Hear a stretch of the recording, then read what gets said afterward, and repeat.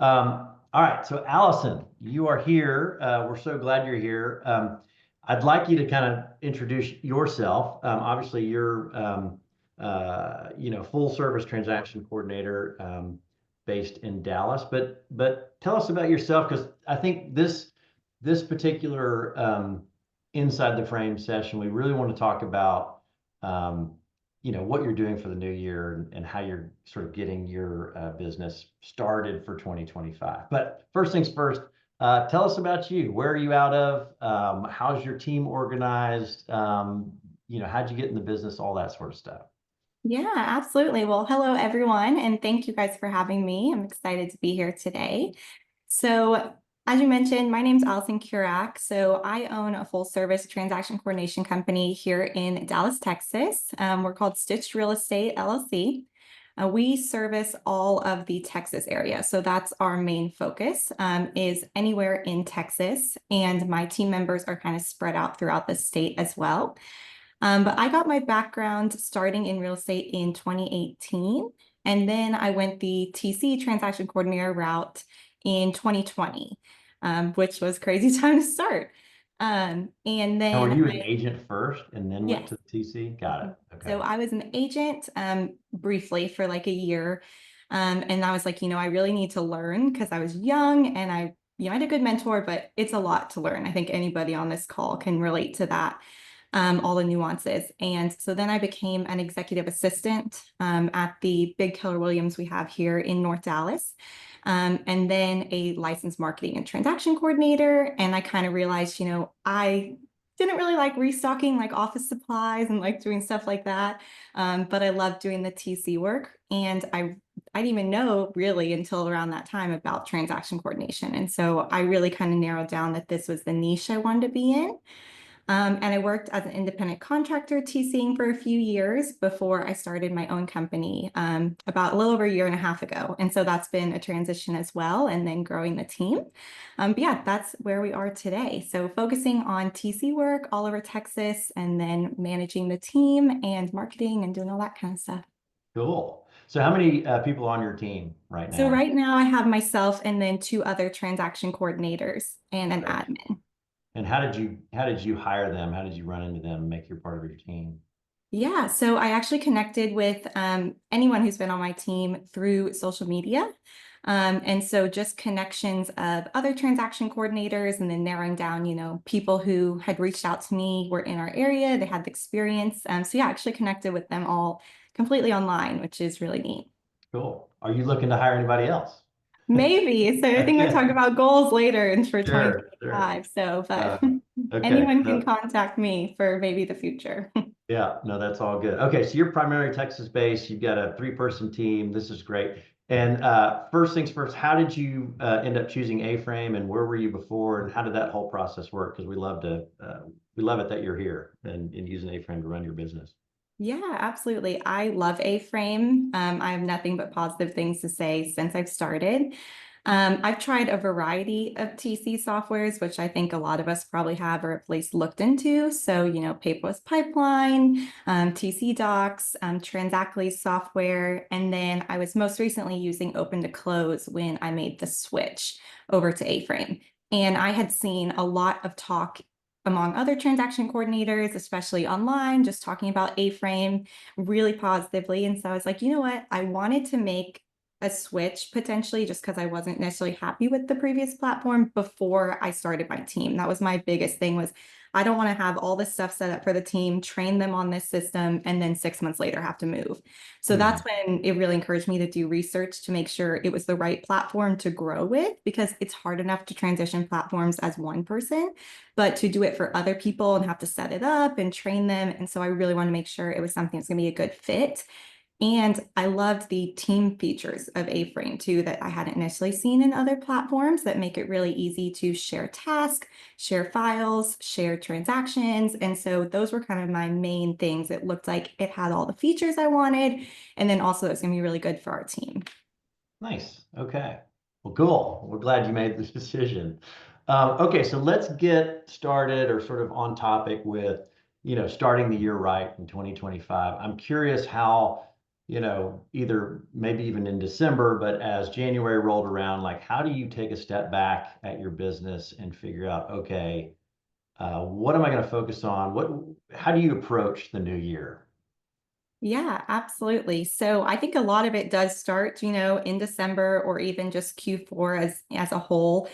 Traditionally, we still see some of those seasonal dips, so that's a good time where we have, a little more time typically to go over these things into Q4, beginning of Q1.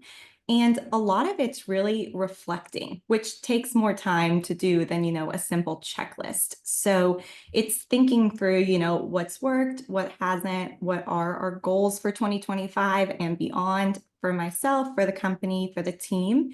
So it's a lot of kind of thinking almost. So in a more relaxed way of reflecting on, what feedback have we gotten from clients, just brainstorming general ideas, auditing too, what's working, going through every new client we signed up in the past year. How did we get them? How did they hear about us? What was the conversion rate like for them? Which marketing channels are producing the most? What downloads getting the most? Which posts are the most popular? So it's a lot of auditing and then also just personally reflecting and then conversations to have with the team too of, what's working? What are you struggling with? What would be better for you? And also if you have some agents you're close with, having conversations with them too about potential improvements. People I've been working with for years, people who are high producers, getting maybe even just organic feedback from them on things they've liked, things that are changing in their business. And that can kind of help us plan for the future. So that's really the first step at the end of the year I try to focus on. And I'm still working through some of it now too. It's just starting January off on the right foot. Okay, auditing and reflecting on all that, and then now working on a plan of action. Mhm. I mean, that's pretty interesting that you talk about, okay, I'm going to identify my high producing agents, call them and say, hey, what worked? What could I do better? I mean, that seems like a pretty obvious thing to do. I don't know how many TCs do that each year, but I feel like you would probably come up with some pretty decent ideas, or at least some, as they call it, sharpening the saw ideas, right, on how to change different things. Yeah, absolutely. And there's been direct feedback too. So like, calendar invites. And this is something I love in AFrame specifically is how easy it is to share those invites with the agent and the client. Whereas in other platforms, sometimes I was even creating manual calendar invites and, sending those out to everyone. And so that was something we were able to implement literally based off agent feedback. And then not only do it for that agent, but roll it out as a benefit to all of our agents. And so that's kind of just a direct example of something those conversations can lead to help with customer service for everyone. Yeah. So you're inviting buyers, sellers, agents, all the above, basically with calendar appointments and sort of managing that on your end. And For the they seem most fine. part. Yeah. So almost all of our agents like it. A lot of them also want it sent to the client. Some of them don't. So we'll go off preference that way. But especially adding, specific appointments, like a closing appointment where we can add the exact time or the inspection. Those things are typically going to clients as well. But even just the key dates, I always send reminders, but I think they still like having it on their calendar as an option too. So that's how we primarily utilize that. Going back to sort of the new client, you talked about, how do we get new clients, what worked, what didn't work. I know a lot of TCs, we're in the business of just getting the work done, right? We like pushing things through the funnel, but the prospecting or sort of gaining new clients is hard, and it's hard to be consistent about it. Um, how have you approached that, and what kind of things, I guess, maybe worked last year, and maybe what are you thinking that you're going to focus on this year as far as that's concerned?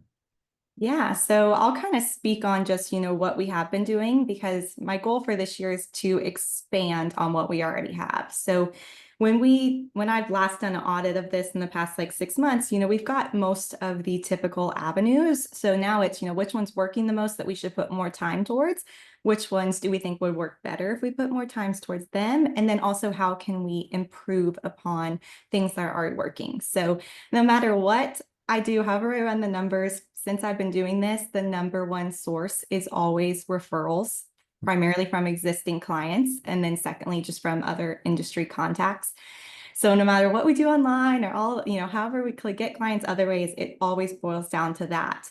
And that can be kind of a hard sometimes your relationship to nurture ask for in a really streamlined way. Like you said, we're TCs, we love checking things off a list. How many things can we get done as quickly as possible? And so, finding ways to streamline natural relationships and connections, which sounds like, an oxymoron. And so having something we've kind of done is, putting steps into AFrame, whereas before I was keeping prospecting and stuff separate, and that was really just for the transactions. So starting to put some of those things into place to help nurture connections. So basically, even on our task template, like after we close a deal, we'll connect with any of the vendor parties on LinkedIn.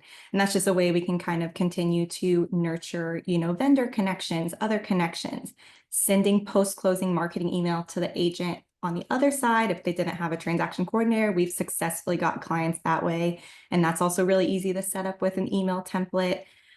All have tasks that, this is something else I worked on that I want to get better at is, when we get a new lead from whatever source it is, maybe they have a great conversation with us, but then they aren't ready to sign our agreement and move forward. Or maybe they sign our agreement and then they ghost us. And so figuring out not only the main lead buckets of where they're coming in, but then depending on how the lead reacts, what steps are going to take with them after that. And so I've started working on that like the end of last year. And so some of that is task within AFrame, like I'll personally call them, or we have an email template that goes out to them after like 6 weeks, or then 10 weeks or 12 weeks. Or a drip campaign. But I want to expand on that further, and not just what happens when you get the lead initially, but then no matter what their behavior is, how we're taking that a step further. But overall, personal referrals, client referrals, contacts throughout all of our transactions, the other side, social media, and then we do a monthly newsletter to our clients too, and like free downloads on our website and stuff like that. So those are our main avenues, and then really just focusing, like I said, on how we can take those a step further. So if you were to talk about your highest success rate on sort of these avenues, would it be trying to capture that agent on the other side who doesn't necessarily have a TC, or is it calling or contacting in some way, email your existing clients to maybe even ask for referrals directly? I would say of those two, existing client referrals would be more fruitful, but we have had great success and great clients from reaching out to the agents on the other side of the deal. So I don't want to discredit that, but I will say more definitely comes from referrals. And so something like just in the bottom of our newsletter, I have always that we're accepting referrals. A referral program where the agent can get a discount after they refer someone and they close their first deal. And then not being afraid to have those conversations. So especially with people you know and grow and trust, like you mentioned, if I'm not afraid to ask for feedback, then I'm not going to be afraid to ask that person for a referral. And I find a lot of times people I have connections with, they'll ask me how they can help my business, how I'm doing, because it is a mutual partnership. We want the agents to do more deals because that's better for us. And while they might not want us to do more deals or have more clients that aren't them, they still want to support us, because they want us to keep working and be successful. So being, I think, subtle ways to ask too, like having it at the bottom of like our email, or sending out something, doing a referral program, or, just occasionally quarterly posting, or, something on social media that you are accepting new clients are referrals. I think it's also important to just subtly remind people because they might not know that. Yeah. Do you, I feel like reaching out to agents, I love this idea of calling your agents and saying, hey, how can we improve? I feel like some people might say, well, why would I ask that? It almost feels like I don't know what I'm doing. But I would almost think the opposite, that the agent knows, okay, Allison's calling me to make sure this whole process is as smooth as possible. Where can we improve? I almost feel like that's a sign of how mature you are in, your TC business, Anyway, I think that's great. As far as new clients, when you get a new client and sign them up, how is your onboarding process work? Yeah, so this is actually something that I was thinking about too before this call, of something I would like to get moved over as part of AFrame, because our checklist right now is separate from that. And obviously it's not difficult to pull up, but as we continue to move more things to AFrame, I think this should definitely be part of it, to have a template for this. in there. Mhm. Basically, we do initial 1 to 2 calls with the client. Then we go through our whole checklist of making sure they've signed our paperwork, we have their information, everything like that. And then putting them on the right follow-up plan. So they're all set up in our systems, we're ready to go, and then putting them on whatever their appropriate follow-up plan is. So, I mean, I think overall the full process is like 10 to 12 steps. And so just having a way to easily check that off for each person and each new lead and client within the system, because I really like consolidating things into one place. That's definitely Mhm. something I want to move over, because right now it's kind of like a Word doc checklist. And so you kind of go through it, but you're not necessarily like checking it off or connecting it to the specific client, what's been done. And so I think that could be an improvement for us on that process. Do you ever offer free, like, okay, first one's free type stuff, or do you not go there at all? No. Let's talk about price structure because I know some TCs are curious about that. Do you charge for, obviously a successfully closed transaction? Do you charge different fees for listing to close, buyer to close? What if a transaction terminates? What if a transaction has multiple contracts that fall out and then eventually close? How do you price all of that in your company? Yeah, absolutely. So our pricing is pretty standard. So we have 3 main services. So our first service is going to be the traditional contract to close that most TCs are going to think of or be known for, and that's, execute a contract to successful closing. And we have that paid after closing and funding once the deal's done. We also have our listing service. So that's going to be any work that's done on a file pre-listing to it going active on the market and before it's under contract. And then we also have a compliance only service. So really just reviewing, uploading, managing paperwork, but not communicating with parties to the transaction. And that is also a closing and funding payment. So I know this is a really hot topic. We actually don't charge any termination fees. So no matter when or how many times your transaction terminates or falls through, you won't be charged any fee from us. So the one kind of caveat to that is listing. As soon as we're done with our pre-listing work, we do charge the client. So that's kind of like, okay, that set of work is done. So that is charged, whereas the other two are typically closing files. And so they're only charged if the file closes.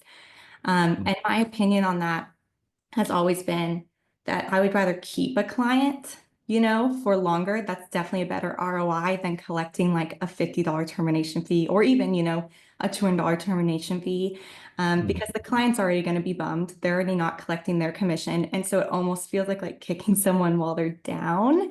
And this Sure. is completely my opinion. I know it's really split 50-50. But also I find it really hard to track down those kind of payments because we've had, late fees or something like that. And, it's just really difficult to track it down sometimes too. And so in my experience, it makes more sense to just not worry about collecting it, booster the better relationship with the agent. You'll get it on the next one. And it just helps build the partnership, I think. So yeah, we really just have our 3 main prices paid essentially when the work is done. But if the deal falls through, we don't charge on the 2 services. Yeah. I forgot to mention this earlier. If anyone does have questions as this, sort of continues, there is a chat window. So I'd love to just ask, whatever questions, and then Morgan will be looking at those and interject and whatever. So just be mindful of that. Okay, so that's great. So that's the pricing structure. I'm curious, kind of back to planning for 2025. We talked about, sort of looking at your customer service, client satisfaction. Um, what about your goals? How do you look at your goals for 2025? Like, what sort of goals are you setting? And, obviously everybody would like to close more deals, right? Whatever I closed last year plus 20%. But do you drill down further? Because, setting the goal is one thing, but setting a track on how to maybe obtain that goal is obviously where the rubber meets the road. How do you deal with that? How do you look at that for the new year? Yeah, absolutely. So I actually haven't come up with a number for this year yet, which is like I'm really trying to focus on it. Also need to have more conversations with the team, but typically it's very number based, overall transactions. And I typically count that based off our like contract to close deals, just because that's like the main bread and butter. I don't usually set goals for like the other smaller services that we offer.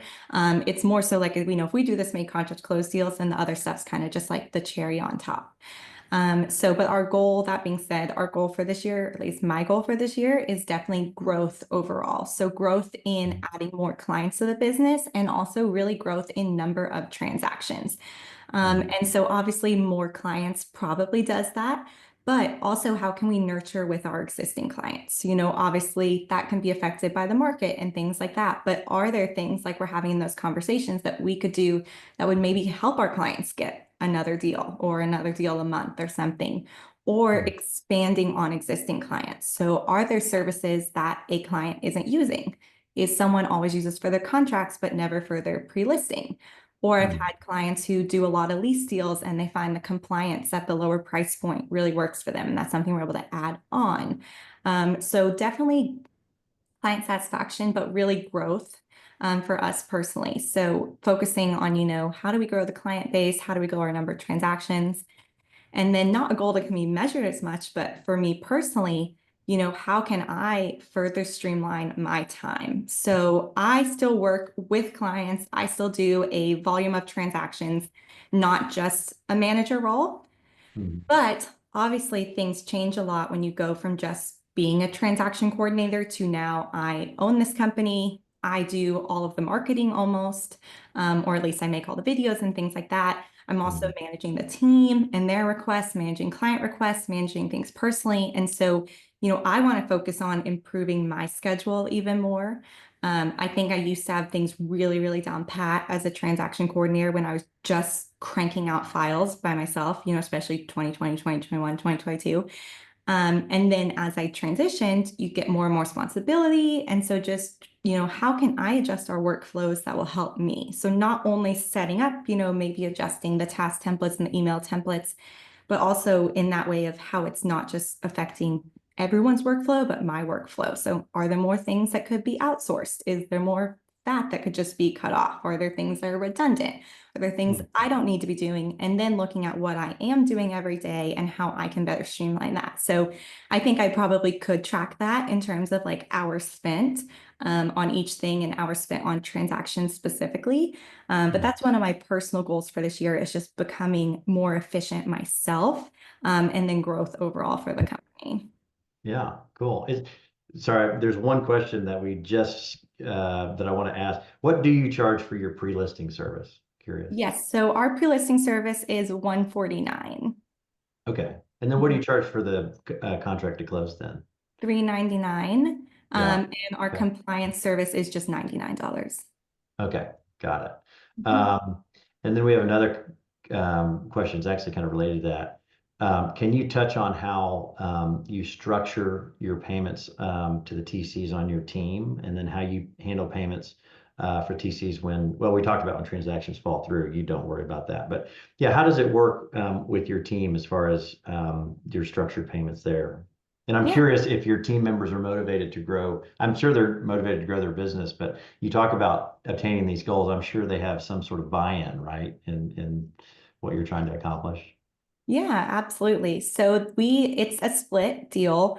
And there is a higher split when they produce the client versus when we give them the client. So if we bring in the lead as a company and pass it off to them, they make a certain split on all the deals. And then when they bring in their own clients, they make a higher split. So there's that incentive that each deal you do, not only obviously getting more clients and doing more deals, but you do make a higher split when you bring in your own client. So that's how we incentivize that way and reward for bringing in their clients.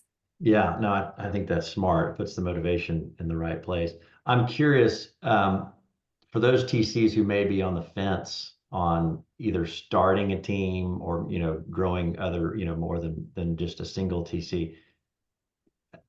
Have you enjoyed it? Would you ever look back and say, I wish I hadn't done that? Or would you say, absolutely, I'm ready to grow this more. This has been the best decision I've made to grow my team? No, I would not say I regret it, definitely not. But I would say making sure you're in the right place that makes sense for you. So sometimes I've talked with people who they just start a company and they don't want to do any of the TC work. They're just a manager role. And so just knowing that if that's what you're looking at, or you are a TC, but you want to step back from that, that's going to look a lot different, especially your income and things like that. That was never my goal. I think, we've spoken before, I have some far off fantasy goal where somehow I take a step back, but I don't really see that happening anytime soon. You're just on a beach somewhere and all these little TCs are working for you. Yeah, right. Never I works think that we way, all have does a it? fantasy like that, but I don't think I could actually do it. Um, Yeah. but for me, I think it made more sense to be like, okay, or makes more sense to be like a level where it's like, I can't handle this myself. And maybe not getting to a point where you're completely overwhelmed and crazy and don't have time to set that up. But, depending on your team structure, depending on your team members, what they're looking for, what their, financial needs and stuff are, can you, help, what are you providing for them? Are you providing leads? Are you providing the resources? So we do pay for, we pay for their AFrame membership. We pay for any like software pretty much. We help them handle invoicing and then paying and all of that stuff. So it takes a lot of expenses off their plate. But if someone's coming in and saying, you need, I need to make this much money a month, or like, are you prepared to be able to, help them with that versus someone who's totally just doing it on their own, because they still may be incentivized to bring in their own clients, work really hard, but as part of a team, they probably are looking for some leadership in that department, guidance that department, maybe even passing off clients or other things to them. So I think there's kind of two ways to look at it, is just you're starting it just to do the team, or you're starting it because you have got to a point where you need to expand. And to me, the second Mhm. makes more sense. But I know people who successfully go both routes. So um, Yeah. also probably making sure you've had some type of experience, because they're going to come to you with a lot of questions. Sometimes I even still get questions. I'm like, okay, let's figure this out. Mhm. So making sure you're in that right kind of mindset of you've got the abundance to share, or you really just got the managerial side, but you have a plan on how you can help not only yourself grow, but help these people grow their individual businesses as well. Yeah, it is a bit of a shift from, okay, I'm just my own TC to now I've got, one, two, five, 10 people. Your roles change, right? You become sort of a, leader, obviously in a way, sometimes a mentor, and then clearly, the buck stops with you. So it's certainly a different set of skills, right? That you sort of have to either learn quickly, or hopefully you've got a little bit of that already in you. That's cool. Um, You I do want have to one more switch. question, Oh yeah, what's if you that? feel comfortable answering it. It's how many transactions are you closing a month or a year? Okay, yeah.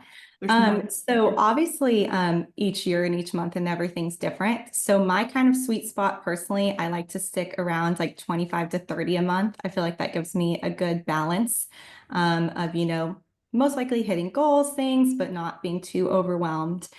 Um, and then annually, like 300 to 400. And then the team, as we grow, because we've just had our first full year together. So working with them on how many deals they want to do. But for me personally, that's what I can say. Right around those numbers are typically our good spot and what we like to stick with. And all your TCs are 1099 independent contractors for Yes, you? they're independent contractors. That's Yeah, correct. yeah, Mhm. perfect. Um, okay, and again, if you guys have more questions, just keep asking them in the chat thread. I do want to switch gears slightly because I know task templates are always a huge topic for TCs. How do you organize your task templates? What should I do here? Can somebody just do this for me? Which obviously I think never is a workable solution. But I'm curious how you approach or organize your task templates. And within A-frame specifically, but also just in a general sense, like, do you have custom like a task template for a generality, and then you have sort of custom ones for each agent? How do you approach your task templates with your agents, and sort of your general thoughts on sort of organizing all of that? Yeah, absolutely. So I think I can probably share some of this too. Let's see. But I think keep things pretty simple. So we actually only have 4 base task templates, and then everything else is copied and customized and derived from those. And I think, as TCs, we want to keep things as streamlined as possible. And I see conversations being had about that too, like making sure, telling the agents we can't do this or we don't do this, or, because otherwise you'll just take on so many different tasks that you can't, effectively plan your day and scale. And so I also, though, like to make sure we're providing high level customer service. So I try to think of, what can we do that already fits into the realm of what we're doing? So we are really highly customizable, but that doesn't necessarily mean adding extra things to our plate that aren't part of our standard services. It's more so tweaking it to make it make sense for each agent and each brokerage, et cetera. So I can share my screen here and just kind of show you how I have them overall organized.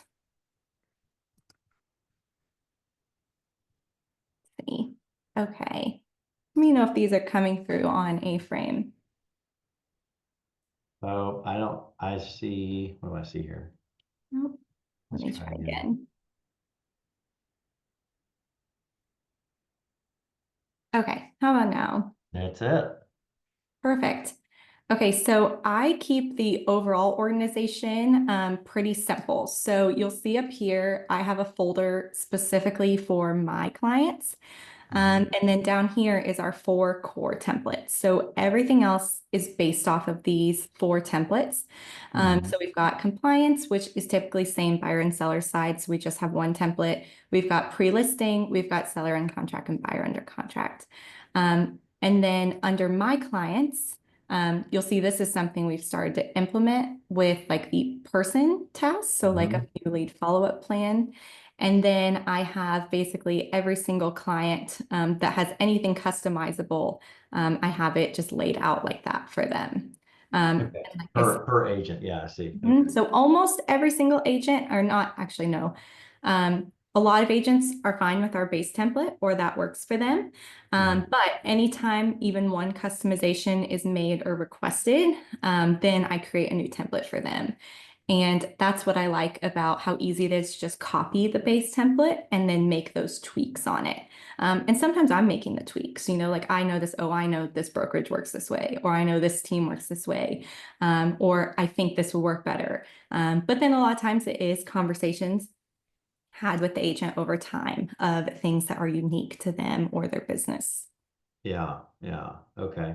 And so, but you're cognizant of, we see this a lot where an agent says, well, I also want you to create a spreadsheet that's updated weekly, or, I mean, you're pretty adamant about about understanding what your service package is and maybe pushing back on sort of some of the unique things, or how do you approach those sorts of requests from your agents? Yeah, absolutely. So, and I can screen share again if we need to. But I focus on if it's just adapting something we already do. So, for example, a long time ago, an agent came to us and asked if we could send out their review request, so they can get a review from the client after closing.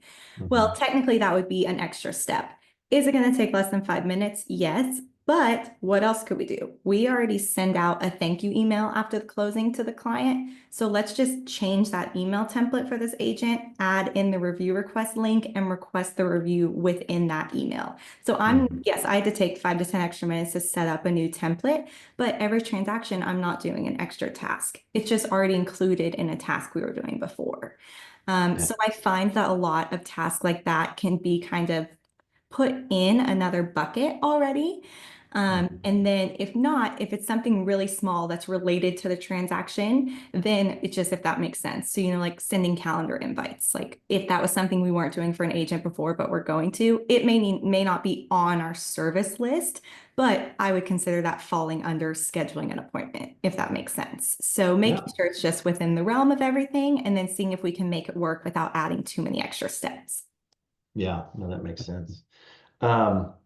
Well, look, this has been great. We've been going on it for, a little over 30 minutes now. So I appreciate, you sort of giving us a light in sort of your business and a window into your business and how you do things. So this has been really helpful. Oh, we have one other. Can you show us Oh, can you share your screen one more time? I just want to kind of look at the organization again of your templates, if you would. Yeah, sure. And I guess So while we're on it too, we talked about task batching, several days ago, and I'm curious, sort of your strategies in A-frame right now on how you might do that, because I think you were talking about how sort of naming tasks in a certain way that kind of help you batch. yeah, Um, absolutely. So for the first, for the question, mhm, basically I just have them organized in the type of template, and then they just go through, I think they come through in alphabetical order for the most part. mhm, But yeah, so like I have all the seller templates together, all the buyer templates together, all the listing templates, any compliance templates. So I just like to have them like organized into groups like that, so it's easier to mhm. see. So like I said, I think there's probably people who are even doing this on a bigger scale, but I like to keep things really simple and streamlined, especially with, the team and everything, not getting too into the weeds there. Yeah. Append, Task, obviously, the agent's name to the end is really yes. Yeah. makes. And so when I'm opening a new transaction and you're applying a template, I'm just quickly searching for their name first to see if they have a template and then selecting the appropriate one. Right. Right. Okay.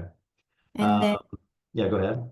Oh yeah, just task batching like within the template. So a lot of that is like my daily focus tab, but some of that comes into the templates themselves. So doing some color coding. So like for example, you'll see like sometimes we have blue task, and to me those are admin tasks. So either that's something that's being outsourced and I'm not doing, Mhm. and that's easy for whoever's coming in, the admin, to see. Okay, I need to work on blue tasks today, or she has these blue tasks to do today. Or even if it's something I'm handling myself, that I'm able to be like, okay, here's my blue task. Typically, those are non-urgent or they're more like business type admin-y task. And so if those don't get done, it's not as big of a deal. So that kind of helps me see, okay, these things need to be done. Either someone else is doing them or I'm doing them. But just it's probably not as urgent. So color coding. And then naming task as well. So some of this is probably on our template. Um, so this is an old habit that's just dying hard, but I Mhm. still add all the key dates as actual task as well. So just so I can see them on my daily focus tab. And so you'll see here it says like who, like this, when the surveys due or when the HOAs due, but then I go in and type if it's due, like we're responsible or if the other party's responsible, so that when I'm quickly scanning that tab, I can know, okay, I should follow up on this, but this is not my due date. Or, okay, this is due from us today. This is urgent. I need to make sure this is done. So that's kind of like an example of just naming a task. Yeah. Also, as things are in status, I'll put notes next to them, like if they're out for signature, what platform they're out for signature in, so that I can, I could search DocuSign and then go in and follow up on all my DocuSigns at once. And then same thing with like appraisal.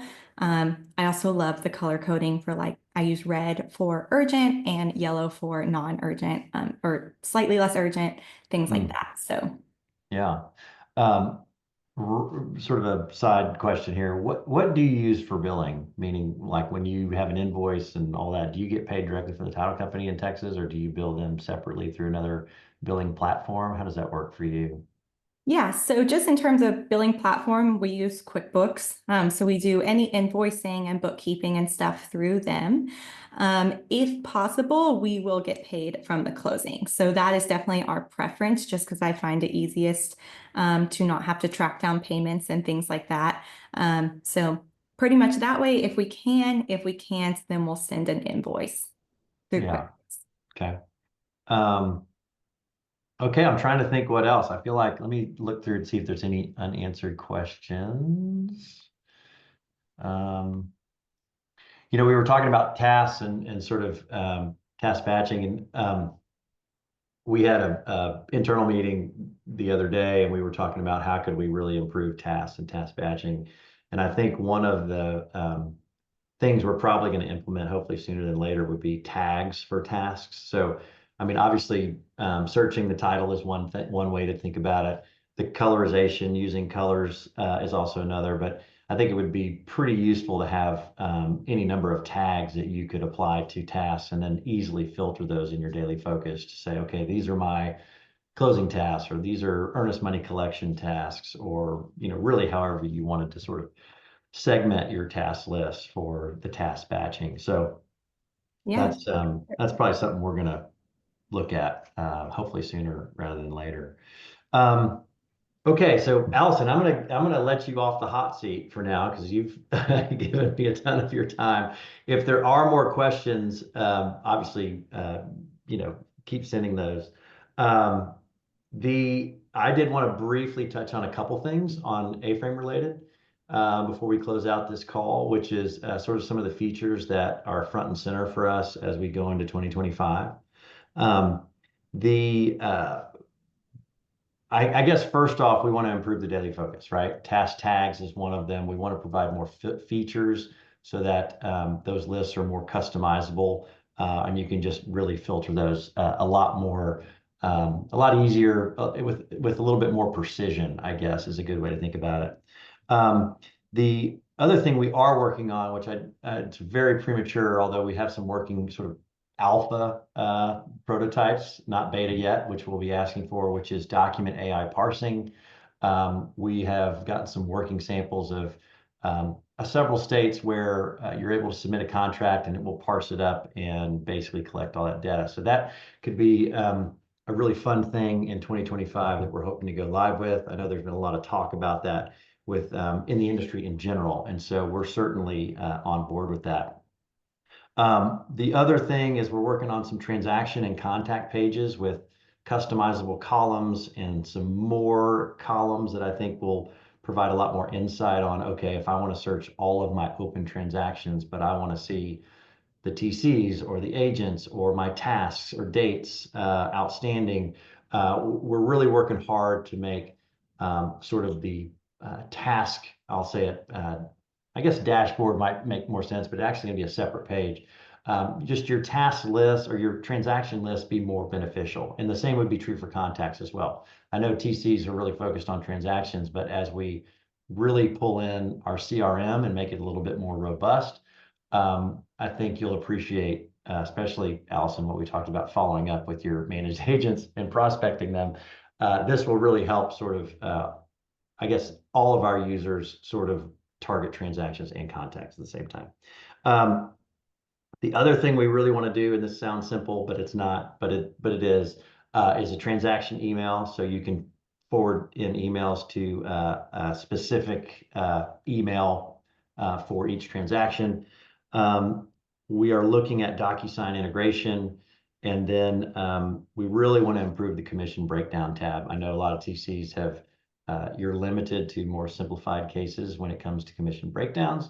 So we really want to sort of focus on that, see if we can expand that to be more customizable and really fit more scenarios. So that's kind of where we are on our roadmap.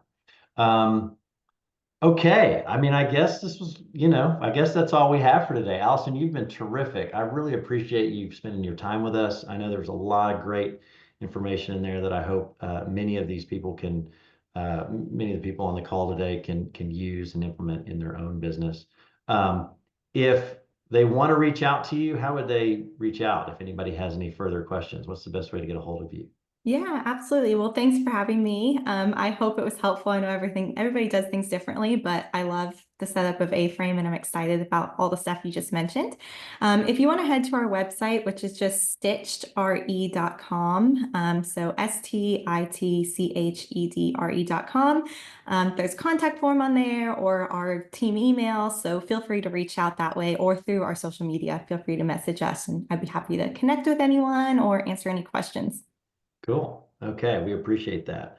Okay, well, A-Framers, thank you for joining us today, and we will have another one coming up next month. We'll try to do these, maybe the first week or so of each month, but just look out on our A-Frame community page or our Facebook community page for the next time this is going to happen. So again, thank you for joining us today, and you guys all have a great day. Thank you. See you later.